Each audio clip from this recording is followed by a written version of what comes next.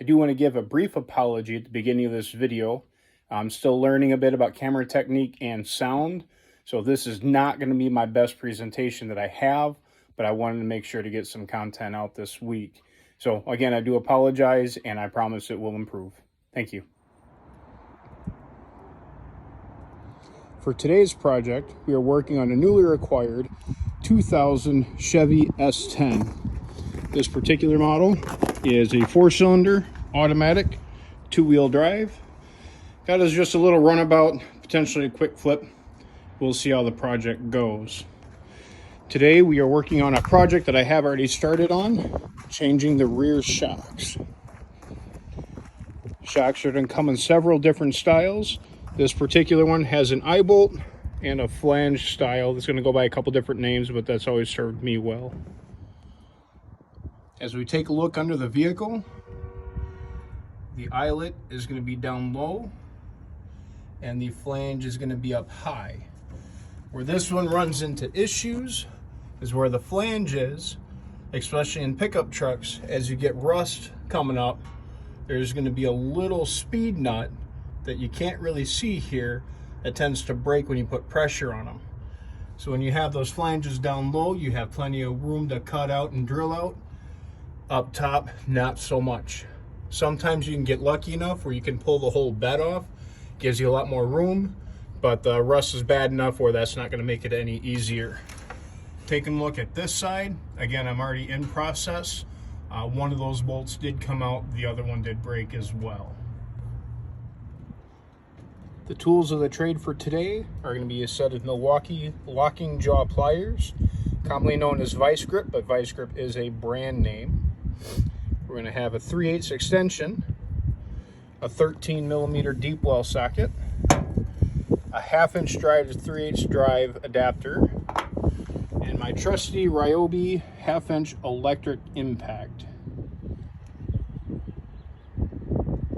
So the goal for today is to try and get my locking jaw pliers around a little bit of that speed nut that's left, and then to be able to get my impact on the rest of it. Let's see how that goes.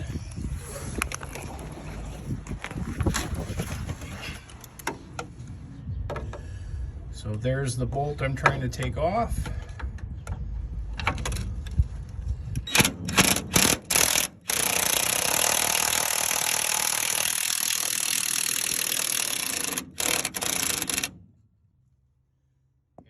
Fighting me a little bit.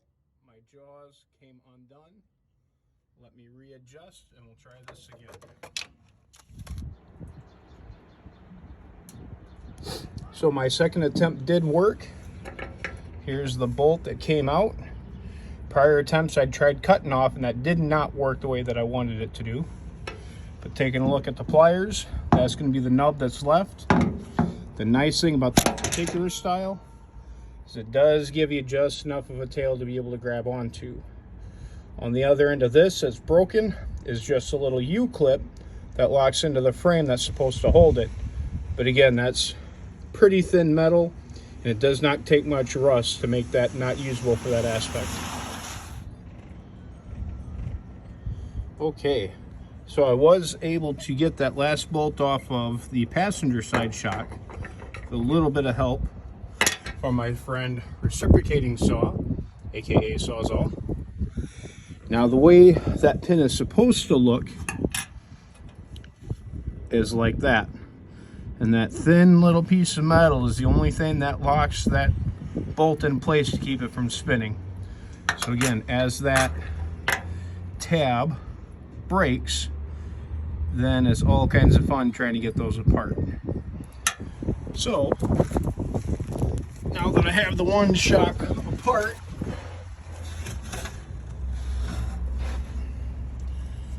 we run into the next step. That's going to be the lower part. Now I was able to get that bolt off pretty easily before, but I do have an issue with that rubber being locked up. It's not wanting to pivot like it should. So as the axle makes its way up and down when you're driving, it's not going to move as free as it wants to. And then now I'm going to have an issue taking it off. Pardon the camera motions while I'm going through all this. So, just a little bit of heat should be enough to start to melt that rubber and be able to pry the shock off. I like torches with the trigger on them. Pay a little more for the head, but they're a lot easier to fire up. Pay attention to the flame, make it hotter, depending on how much gas we're using.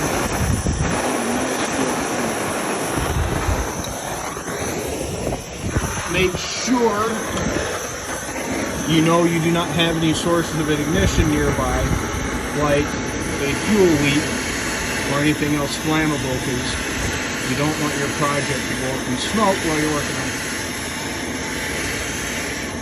Make sure you're staying away from other points of rubber, like the tire or brake hoses, anything else that could be damaged from intense heat.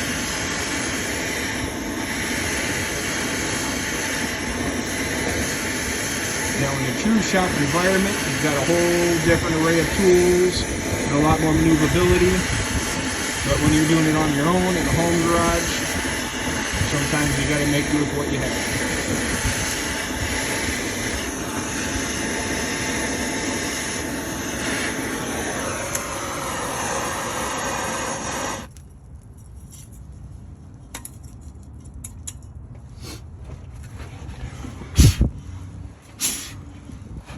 Let's see if that was enough to break her loose.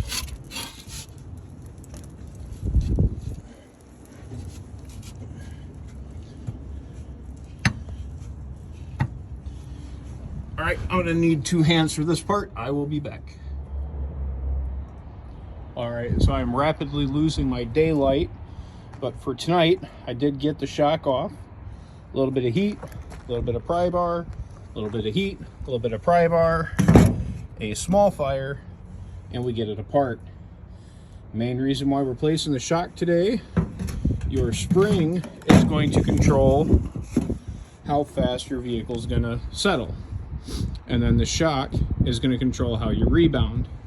This one is not controlling rebound. The shock is supposed to extend itself, and it is not doing so. As compared to the new one, set the phone down for a moment.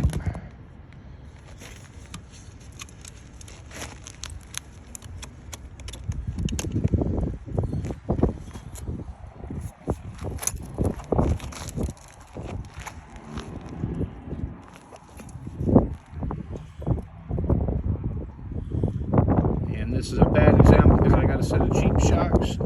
It is moving, it's not moving very fast, but that will work in as the truck is being used. But this is going to be my replacement shock. So after spending a lot longer than anticipated getting those off, they're finally both free. Did have to do some cutting, did have to do some torch work. Ultimately, what I was feeling after I first bought the vehicle, this particular shock, which was on the driver's rear, actually broke. No fluid left inside. The cup was rusted through. Everything is just destroyed. So long overdue for a set of shocks. But I am out of warmth. I am out of daylight. Parts houses are close to closing. I am going to get a new set of rear shocks because both of those did not quite have the rebound that I was wanting, even for just a little runabout. So next portion of the episode, we'll be installing the new shocks. So once I burned the rubber bushings off, this is what was left. The metal piece on the inside of the threads is what's remaining of the collar on the inside of the shock. This is what was binding up and ultimately causing the shocks to not operate in the manner they needed to be. So my goal now is to try and get that collar removed. And always remember, safety first. Before you do any cutting, any grinding, generally any torch work, make sure you get your safety glasses on and any glove or hand protection. So to start, we want to find a good level spot that you can get in there with either an angle grinder or, like I have, a cutoff disc to be able to cut a notch into what's left of that collar. Once you have your notch cut, You can either use a hammer and a chisel, or like I have, use an air hammer. And sometimes you can just vibrate it loose and the rust holding it together will let go. In my case, I had to actually chisel the whole thing off and actually finish cutting the rest of the notch with the air hammer where I couldn't reach it with a cutoff disc.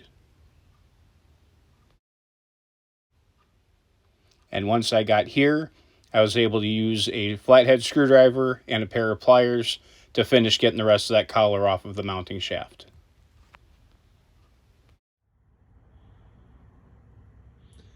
All right, now that I finally got the truck ready to put the new ones on, this is what you're wanting to see. You want to have some resistance. When you pull apart, you want to see that extend itself. That other set of shocks that I had wasn't quite doing the job. These will be much better. It's a little bit cold out, so they're a little stiff at the moment, but they are much better than the other set. And instead of trying to put those old U-clips back in that don't work very well, I am just going to put standard grade 8 hardware in place of it. And this will hold everything just fine. So in this particular shock style, the flange is not square with the shock. It's going to have a little bit of an angle to it.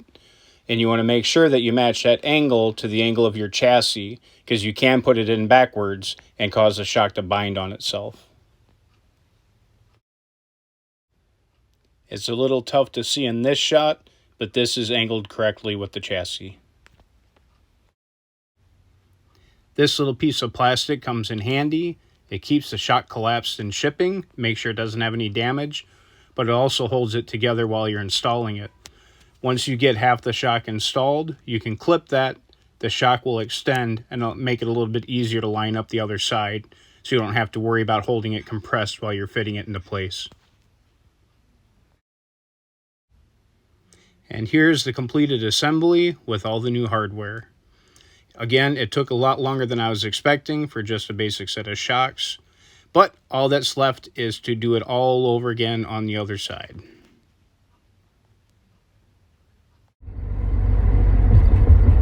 So after spending a lot more time than I initially planned on just doing a pair of shocks, I've got them in, doing the test drive.